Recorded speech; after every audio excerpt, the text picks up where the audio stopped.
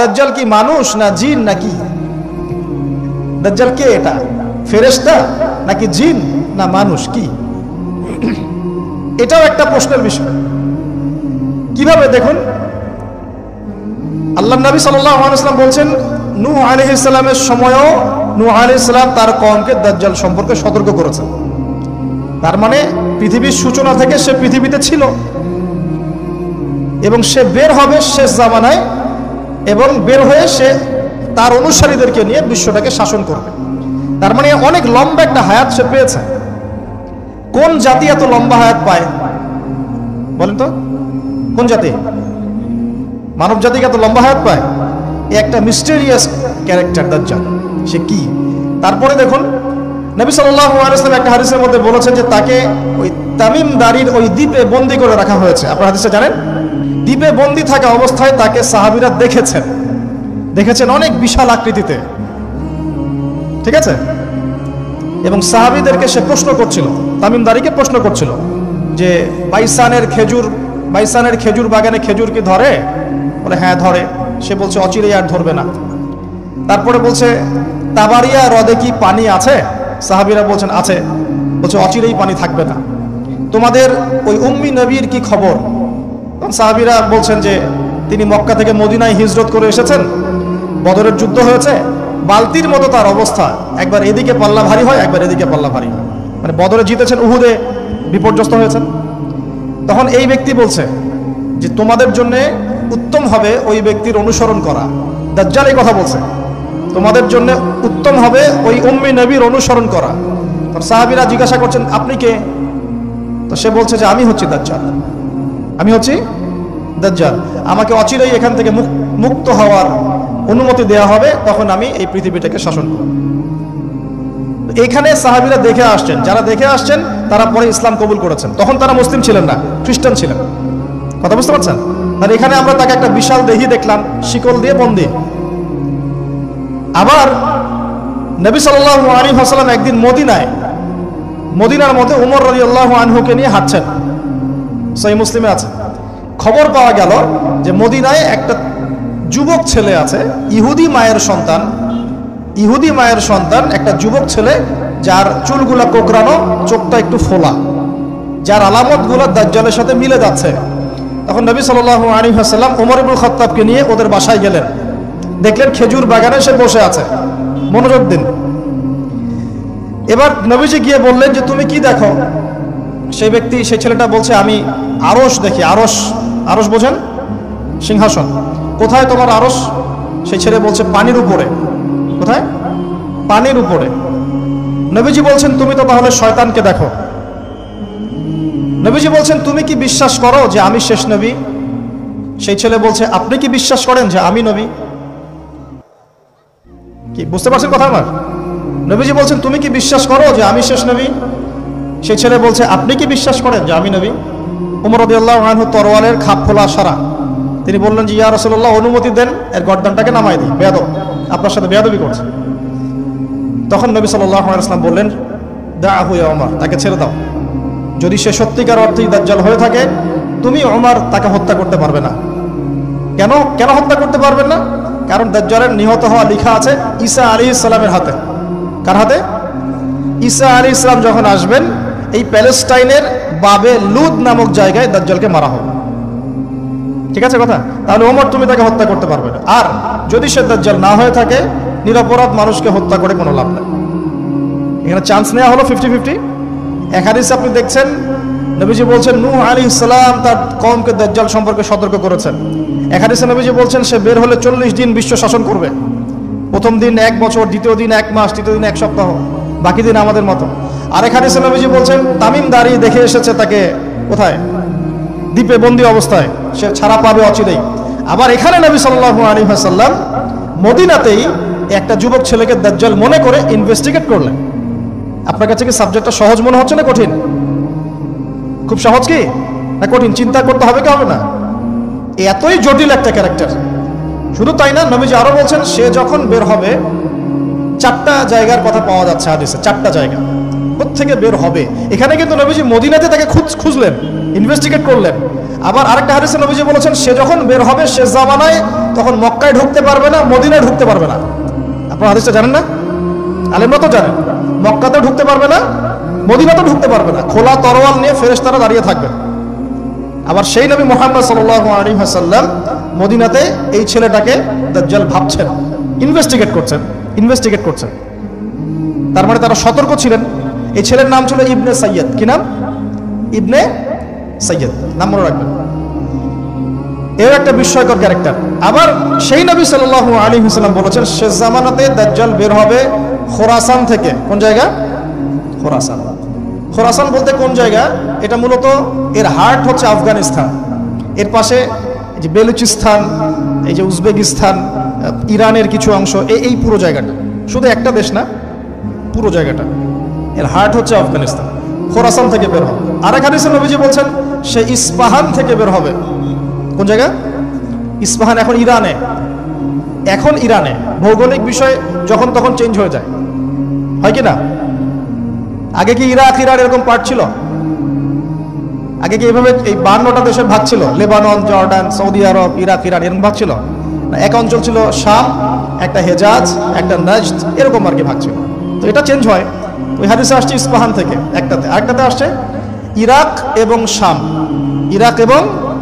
শাম। শাম বলতে বোঝাচ্ছি এই পুরো প্যালেস্টাইন, লেবানন, জর্ডান, পুরো অঞ্চলটাই শাম।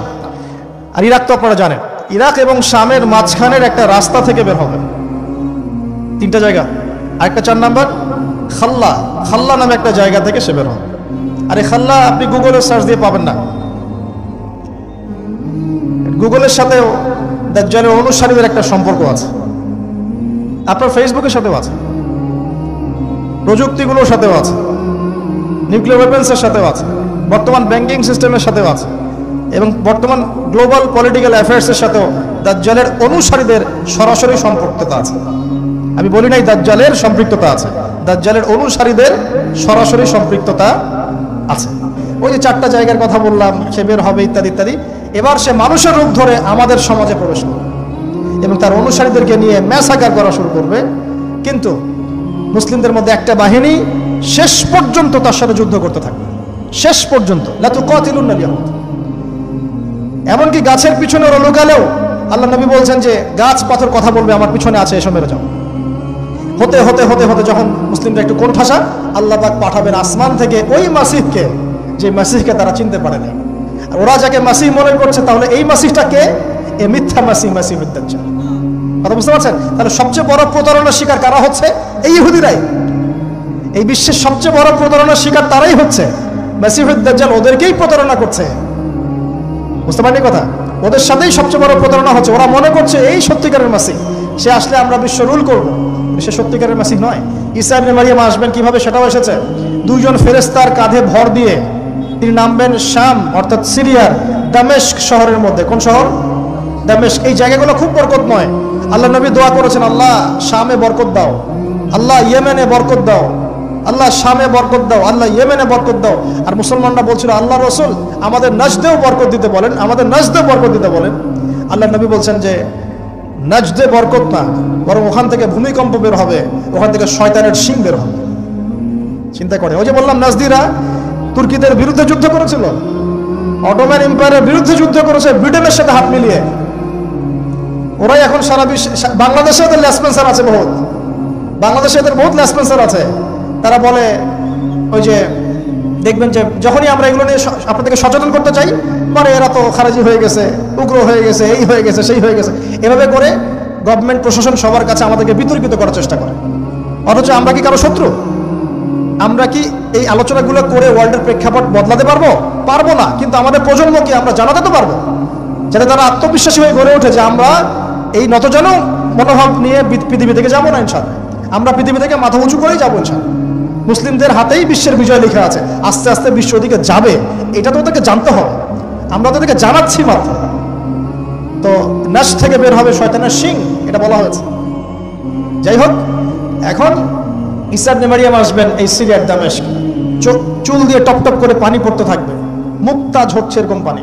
তার নিঃশ্বাস যতদূর পর্যন্ত যাবে ততদূর পর্যন্ত কাফেরা মরতে থাকবে। সুবহানাল্লাহ। এমনকি তিনি খুঁজতে খুঁজতে দাজ্জাল পর্যন্ত আসবেন। দেখবেন যে মুসলিমদেরকে অবরুদ্ধ করে রাখা হয়েছে, বলবেন দরজা খুলে দাও, নামাজের ওয়াক্ত হবে, আজান দেওয়া হবে, ফজরের ওয়াক্ত। ভাই আমরা যদি ফজর মিস করি আমরা আসলে ওই বাহিনীতে যোগ দিতে পারবো না, বেঁচে থাকলেও জানি না আমরা অত বছর থাকবো কিনা পৃথিবীতে, আল্লাহ ভালো জানেন, এটা আমরা জানি না। কিন্তু এই বিজয় সুবে সাদিকের সময় লেখা আছে, আজান হয়ে যাবে, ইমামুল মাহদি তাকে বলবেন ইমামতি করুন আপনি। ঈসা ইবনে মারইয়াম বলবেন না, এই উম্মতের জন্য ইমামতির অধিকার দেয়া হয়েছে, বলেন সুবহানাল্লাহ। তিনি ইমামতি করবেন না, বরং মুক্তাদি হবেন। দরজা খুলে দাও, নামাজ শেষে দরজা খুলে দেওয়া হবে। দাজ্জালকে খুঁজতে এই প্যালেস্টাইন, এই জেরুজালেমের বাবে লুদ নামক জায়গায় তিনি পৌঁছাবেন। সেখানে দেখবেন মাসিহুদ দাজ্জাল আছে। দাজ্জাল তাকে দেখার সাথে সাথেই লবণের মতো গলতে শুরু করবে, সেখানে তিনি তাকে হত্যা করবেন।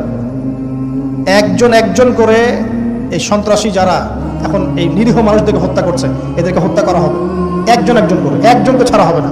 আমি যেন বলছি, মন থেকে বলছি, এই যে আমাদের বাচ্চা, আমার একটা বাচ্চার রক্তের প্রতিশোধ নেওয়া হবে ইনশাআল্লাহ। আমাদের একটা বোনের ইজ্জতের প্রতিশোধ নেওয়া হবে ইনশাআল্লাহ। একজন ভাইকে যে বুলেট ছোড়া হয়েছে এর প্রতিশোধ নেওয়া হবে ইনশাআল্লাহ। কে নিবেন? ওই যে বললাম, আপনি পারছেন না, আপনি হয়তো বলছেন, দোয়া করছেন, এতটুকু পর্যন্তই। ইনশাআল্লাহ তাআলা আল মাহদি আর ঈসা ইবনে মারইয়াম সেটা করে দেখাবেন। তারপরে সেখান থেকে তিনি ইসলামী খেলাফা রিস্টোর করবেন। 40 বছর তিনি পুরো বিশ্বকে শাসন করবেন। কত বছর? তখন অবস্থায় এত সুখ সমৃদ্ধির হবে, একটা ডালিমের খোসার নিচে একটা পরিবার আশ্রয় নিতে পারবে। একটা ডালিম দেখেছেন কতটুকু? এটা বড় হবে, বড়, এর নিচে আপনি ঢুকতে পারবেন, এত বড় ফল হবে, উর্বর হবে মাটি, সবুজ শ্যামল, বৃষ্টিপাত বেশি হবে, এগুলো হতে থাকবে। এর মাঝখানে আবার ইয়াজুজ মাজুজ বের হবে। ইয়াজুজ মাজুজ বের হওয়ার পরে পৃথিবী ম্যাসাকার করবে।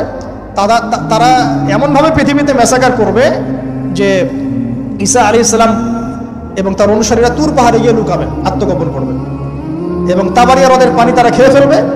পরের দল এসে বলবে কোনো এক সময় মনে হয় এখানে পানি ছিল, মানে পানি সব খেয়ে সাবার করে ফেলবে। আর বুঝতে পারছেন?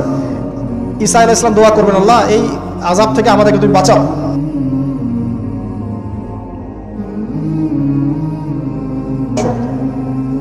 এরপর 40 বছর এভাবে চলে যাবে, ঈসা আলাইহিস সালাম ইন্তেকাল হবে।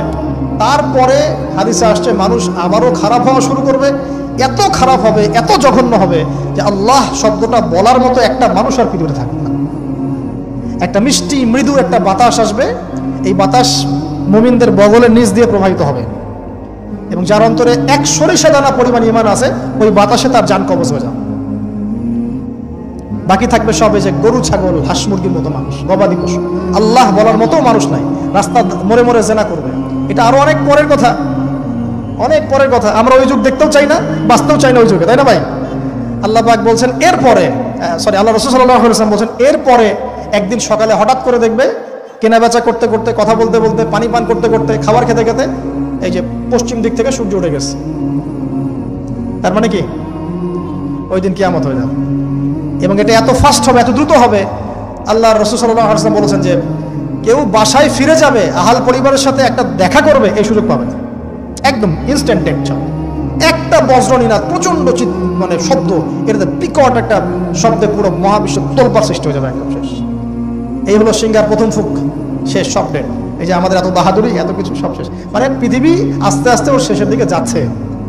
এগুলো ভাই বিশ্বাস করেন, পৃথিবীর সমস্ত সংগঠন, জালেম, কাফের, ফাসেক, মুশরিক, মুনাফিক যা আছে পৃথিবীতে, একত্রিত হয়েও এই সত্যটাকে কেউ টলাতে পারবে না। আমরা সারা মুসলমানরা মিলেও যদি এই সত্যটাকে টলাতে চাই, পারবো না। মানে আস্তে আস্তে আলটিমেট গোল এটাই পৃথিবীর। এরপরে কিয়ামত, তারপরে তো আপনারা জানেন কি হচ্ছে, ফামান ইয়ামাল মিসকালা যাররাতিন খায়রান ইয়ারাহ, 1 চুল পরিমাণ যদি ভালো কাজ কেউ করে থাকে তাকে সেটা দেখানো হবে। ওয়া মান ইয়ামাল মিসকালা যাররাতিন শাররান ইয়ারাহ, 1 চুল পরিমাণ খারাপ কাজ আমরা কেউ করে থাকলে দেখানো হবে। তবে যারা লা ইলাহা ইল্লাল্লাহ এই তাওহীদের উপর থাকবে, যত বড় গুনাহ করুক না কেন আল্লাহ মাফ করে দিবেন ইনশাআল্লাহ, ইনশাআল্লাহ। কারণ আমাদের জন্য নবী সাল্লাল্লাহু আলাইহি ওয়াসাল্লাম সুপারিশ করবেন। তাই বলে কি আমরা গুনাহ করতে থাকবো এখন? এটা নবী সাল্লাল্লাহু আলাইহি ওয়াসাল্লামের শান, তার মর্যাদা। আল্লাহ রাসূল সাল্লাল্লাহু আলাইহি ওয়াসাল্লাম এই কথা বলে গিয়েছেন যে কবিরা গুনাহগার মুসলমানদের জন্য আমি সুপারিশ করব। তাওহীদের উপর যারা থাকবে ইনশাআল্লাহ জান্নাত, শিরকে থাকলে, কুফরিতে থাকলে জাহান্নাম ছাড়া কোনো গতি নাই। এই হলো পৃথিবীর শেষ। আমরা তো জান্নাতে যেতে চাই কি চাই না ভাই? তাহলে এখন আমরা জানি যে এই অবস্থা কেন হচ্ছে, কেন জেরুজালেম নিয়ে এত কিছু হচ্ছে, কেন ওখানে ওরা এত অত্যাচার করতেছে। ওরা কি চায়? ওরা চায় এই জায়গা শুধু না, পুরো হোলি ল্যান্ডটা দখল করতে চায়। তারা দাজ্জালের জন্য মঞ্চ প্রস্তুত করতে চায়। সোজা কথা, তারা মুসলিমদেরকে সেখান থেকে বের করে দিয়ে ওই জায়গাটা একটা দাজ্জালীয় স্টেট কায়েম করতে চায়। সেখান থেকেই মাসিহুদ দাজ্জাল বিশ্বকে নেতৃত্ব দিবে, এমনটা আসতেছে ভবিষ্যতে। তবে সেই নেতৃত্ব, সেই রাজত্ব, সেই ক্ষমতা চিরস্থায়ী হবে না। মুসলিমরা আবার জেগে উঠবে ইনশাআল্লাহ। ওই জায়গায় ঈসা আলাইহিস সালাম যতক্ষণ খেলাফা কায়েম করছেন না, কিয়ামত হবে না ইনশাআল্লাহ।